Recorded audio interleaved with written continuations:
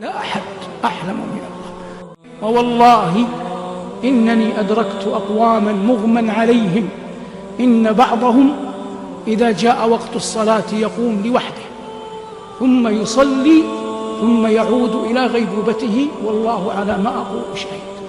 والله لو لم يعلم الله ما كانوا عليه من الصدق حين كانوا يصلون لما أيقظهم من غيبوبتهم عندما قاربوا أن يموتوا، لكن الله أراد أن يرفع درجاتهم، أن يزيد أعمالهم، أن يضاعف حسناتهم، فأيقظهم في تلك الحال ليصلوا إليها ويوجد.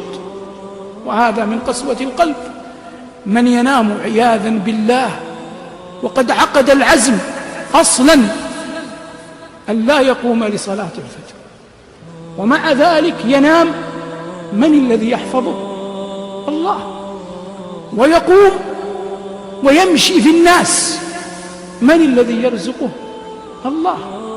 والله عندما نام هذا العبد كان يعلم أزلا جل ذكره أن هذا العبد نام وقد عزم أن لا يصلي، ومع ذلك ربه يمهله يكرمه يقيمه من مرقده معافا يمشي ثم يرزقه. فهل أحد أحلم من الله؟ والله لا أحد أحلم من الله. والله لا أحد أحلم من الله. والله لا أحد أحلم من الله. والله لا أحد أحلم.